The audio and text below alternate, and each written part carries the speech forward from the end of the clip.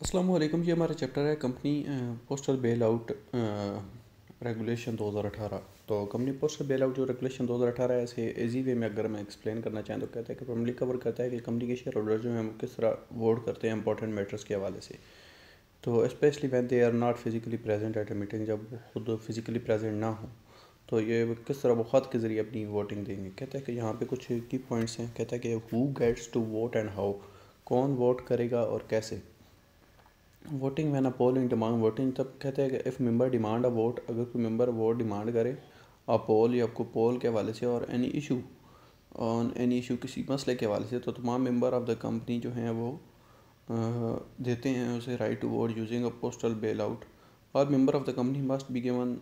तो तमाम member of the company को हम जो है वो ये राइट देते हैं कि वो पोस्टल बेल आउट के ज़रिए वोटिंग प्रपोज कर रही है अपनी वोटिंग करें। मिसाल के तौर पे कहता है कि सबसे पहले वोटिंग की हमें पोल की ज़रूरत क्यों पड़ेगी। जब कंपनी का कोई भी फ़र्द जो है वो किसी इशू के हवाले से पोल की डिमांड करे तो कंपनी के सारे मेंबर जो है उसके हवाले से वोटिंग देंगे, वोटिंग बाय पोस्ट देंगे। उसके बाद कहता है वोटिंग फॉर लिस्टेड कंपनी, कहता है कि अगर कंपनी लिस्टेड है, मतलब कि उसके अपने शेयर जो हैं वो स्टॉक एक्सचेंज पर ट्रेड हो रहे हैं, तो उसके मेंबर जो है उनके पास ऑप्शन होता है कि वो दो तरीके से अपनी वोट दे सकते हैं। सबसे पहले two way for certain important decision, सबसे पहले स्पेशल बिजनेस के हवाले से या मेजर डिसीजन के हवाले से या फिर इलेक्शन ऑफ डायरेक्टर्स के हवाले से।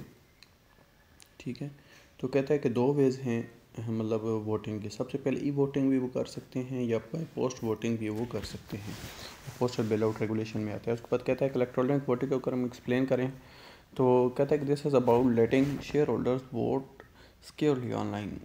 ई वोटिंग का मतलब ये है कि आपके जो शेयर होल्डर्स हैं वो सिक्योरली ऑनलाइन जो है वो अपनी वोट दे सके। सबसे पहले कंपनी की जॉब क्या कहते हैं, कंपनी बोर्ड जो है वो अप्रूव करे एक प्रोसीजर को जिसमें वो हायर कर रहा हो एक सिक्योर ई सर्विसेज प्रोवाइडर को। सबसे पहले वो कंपनी की जॉब ये है कि ई सर्विस वोटिंग सर्विस प्रोवाइडर को हायर करे। उसके बाद ये है कि गिविंग मेंबर द इन्फो, अगर उसने कोई पोल डिमांड किया है, फॉर पोल इज़ डिमांडेड, अगर कोई पोल डिमांड किया गया है तो कंपनी जो है तमाम मेंबर को वोट के हवाले से जो डिटेल है वो 7 दिनों के अंदर अंदर ऑनलाइन भेजे।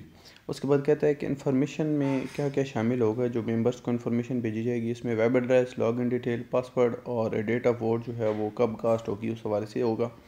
और मेंबर को जो आपने इन्फॉर्मेशन भेजी है उसमें क्या होना चाहिए, सिक्योरिटी कोड भी सेंड होना चाहिए आया हुआ SMS है या ई सिग्नेचर के ज़रिए। उसके बाद कहता है कि तीसरी चीज़, मेंबर को हमने जब इन्फॉर्म कर दिया उसके बाद हमारे पास आएगी e voting window. E voting window कैसे होगी, कहते हैं कि ऑनलाइन वोटिंग फैसिलिटी जो है वो at least 3 day must close at 5 PM the day before the actual poll date. उसके बाद कहता है कि चौथी चीज़ इसमें आएगी सिक्योरिटी। कहता है कि आइडेंटिटी जो है वो ऑथेंटिकेटेड होनी चाहिए जब लॉग इन बना करें, तो इसमें ई सिग्नेचर या सिक्योर मेथड का यूज़ करना चाहिए। उसके बाद कहता है कि तमाम बंदों को आपने एक चांस देना है वोट का। जब एक बंदा एक रेजोल्यूशन के लिए एक दफ़ा वोट कास्ट कर दे तो वो चेंज नहीं होनी चाहिए। उसके बाद कहता है कि इसमें ई वोटिंग में कॉन्फिडेंशियलिटी होनी चाहिए, मतलब ये है कि कॉन्फिडेंशियल होनी चाहिए और सीक्रेट रखना चाहिए जब तक चेयरमैन जो है वो अनब्लॉक ना कर दे। Provider must keep the result secret until the chairman unblock on the day of the poll, तो चेयरमैन जो है उनके वोट्स को गिनेगा। ई सर्विस के हवाले से हमने देखा सबसे पहले एक ऐसे बंदे को आपने अपॉइंट करना है जो ई सर्विस प्रोवाइडर हो। उसके बाद तमाम मेंबर को 7 दिनों के अंदर अंदर आपने इन्फॉर्मेशन देनी है जिसमें वो उनका एड्रेस, लॉगिन वगैरह उनको देंगे या SMS के थ्रू बताएंगे। उसके बाद कहता है कि वोटिंग की विंडो जो है वो 3 दिन के लिए ओपन रहेगी और एक्चुअल पोल डेट से 5 मिनट पहले क्लोज हो जाएगी। उसके बाद कहता है कि इसमें आप लॉगिन वगैरह देंगे सिक्योरिटी के हवाले से। उसके बाद कहता है कि आपने जस्ट जो है वो एक दफ़े वोट कास्ट कर सकते हैं और उसके बाद उनकी कॉन्फिडेंशियलिटी को हमने मद्देनज़र रखना है। उसके बाद कहता है कि वोटिंग थ्रू बैलेट पेपर, कहता है कि ये किस तरह हम कर सकते हैं बैलेट पेपर के ज़रिए। कहता है कि this is about voting the old fashion way using paper, कहता है कि वो पुराना तरीका है, वैसे है ये पुराना तरीका पेपर का यूज़ करना। कहता है कि जब एक पोल डिमांड किया जाता है तो 3 वर्किंग डेज़ के अंदर पोल के एट अ मीटिंग में company must upload the ballot paper और इट्स वेबसाइट, तो कंपनी जो है वो बैलेट पेपर अपनी साइट पे मेंशन कर देगी। पब्लिक नोटिस क्या होगा, कंपनी जो है वो पब्लिश करेगी बैलेट पेपर और इंस्ट्रक्शन देगी इंग्लिश और उर्दू में किसी एक न्यूज़पेपर में, चाहे एक मतलब किसी भी लैंग्वेज में हो जो कि उनकी कौमी लैंग्वेज होगी। उसमें उसने पब्लिक नोटिस देना है 5 दिनों के अंदर। सबसे पहले 3 दिनों के अंदर उसने पोल डिमांड करना है मीटिंग पे और कंपनी जो है बैलेट पेपर अपनी साइट पे लोड करेगी। उसके बाद उसने एक न्यूज़पेपर में इंग्लिश और उर्दू वाले में वो शाया करवाना है। उसके बाद सबमिट योर वोट। उसके बाद कहता है कि आपने बैलेट पेपर को फिल आउट करना है और साइन करना है और एक कॉपी अपनी CNIC के साथ लगानी है और ये मेक श्योर करना है कि ये चेयरमैन तक पहुँच जाए इधर बाय पोस्ट या email 1 day before the day of poll. जैसे कि हमने ऊपर पढ़ा है कि 1 डे बिफोर 5 PM जो है वो पोल क्लोज हो जाएगा, तो ये 1 डे बिफोर जो है वो पहुंच जानी चाहिए। उसके बाद कहता है एक signature, my signature on your ballot paper जो है वो आपकी सिग्नेचर के साथ मैच कर रही है। उसके बाद कहता है कि रोल ऑफ स्क्रूटनाइज़र क्या होता है। कहता है स्क्रूटनाइज़र एक इंडिपेंडेंट पर्सन होता है जो कि देखता है कि वोटिंग प्रोसेस जो है वो ठीक हो रहा है या नहीं हो रहा।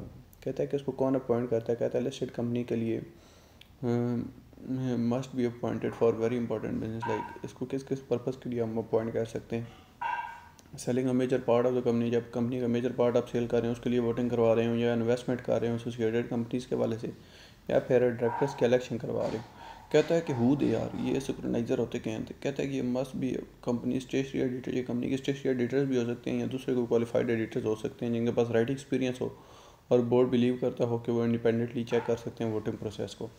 कहता है कि व्हाट दे डू, तो उनकी की जॉब्स क्या हैं सिंक्रोनाइज़र की। सबसे पहले ये करेक्ट वोटिंग प्रोसीजर को फॉलो करते हैं या इंश्योर कराते हैं। उसके बाद वैलिडेट करते हैं वोटिंग के रिज़ल्ट को कि आया इसकी एक्यूरेसी ठीक है। उसके बाद कहता है कि ये be present when the chairman, ये तब मौजूद रहते हैं जब चेयरमैन जो है वोटिंग रिज़ल्ट को चेक कर रहा होता है।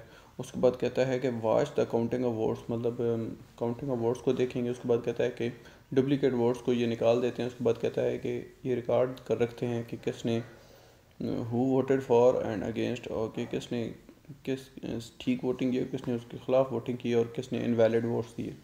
कहता है कि रिपोर्ट उसने क्या देनी होती है सिंक्रोनाइज़र ने, वो सबमिट करता है एक साइन और कंसोलिडेटेड रिपोर्ट चेयरमैन को